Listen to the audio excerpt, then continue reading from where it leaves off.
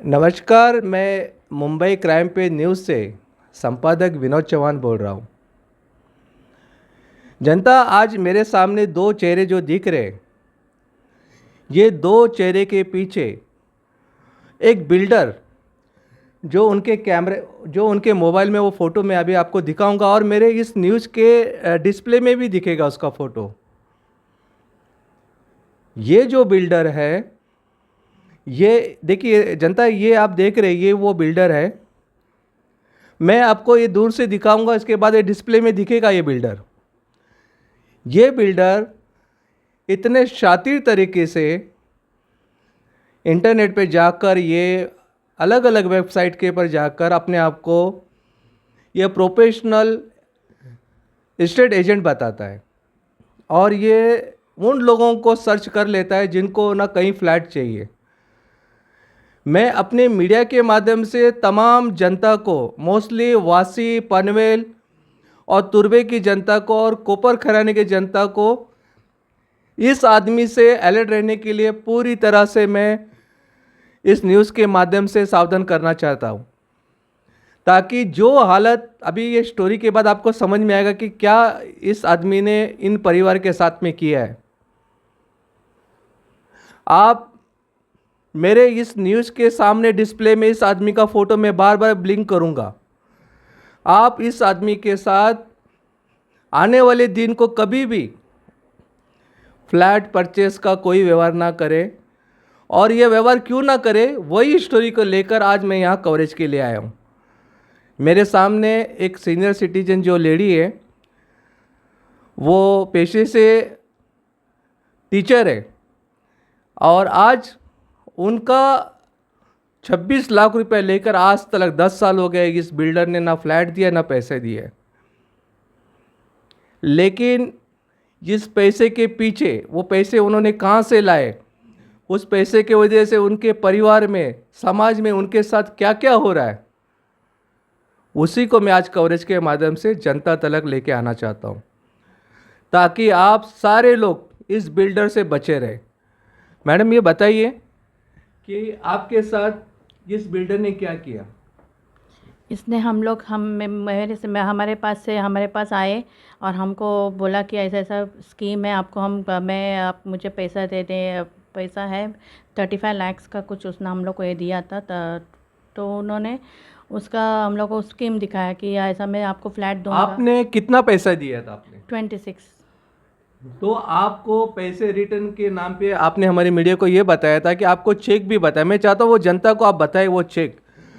जनता, आप देखिए, ये आदमी वादे के नाम पर लोगों को कैसे धोखाधड़ी करता है। ये चेक देखिए आप, ये टोटल 4 चेक इन्होंने इनको दिया था 26 लाख रुपए का।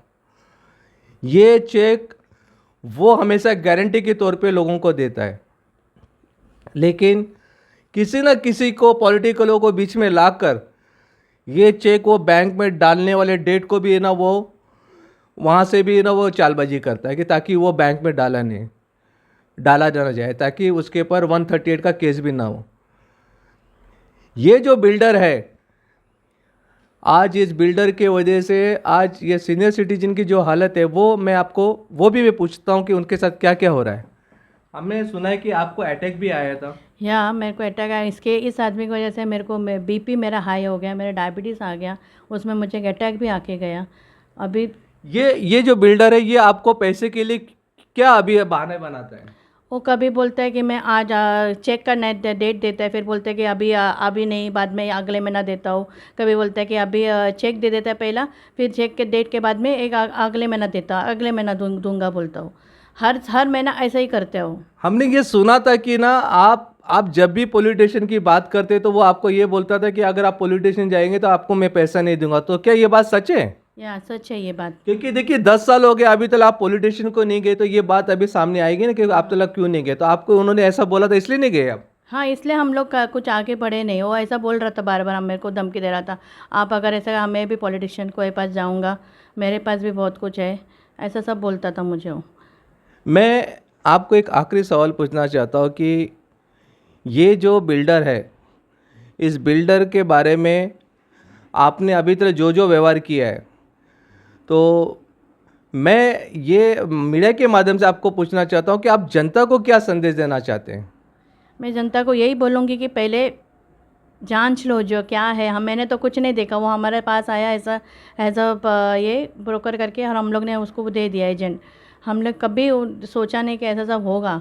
हमने विश्वास किया उनके ऊपर, विश्वास करके उनको ऐसे ही पैसा दिया, घर के लिए दिखाया, उन्होंने हमको दिखाया प्लॉट ऐसा है करके, हम मेरा सब।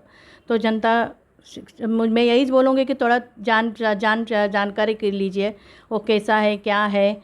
आपने आपकी मेडिकल के बारे में भी हमारी मीडिया को बताया था कि आपने ये भी कहा था कि अगर मेरे जान को कुछ हो जाता तो उसकी सारी, तो ये बात सच है? मैं चाहता हूँ कि एक बार आप है ना मीडिया के सामने ये बात बोलें।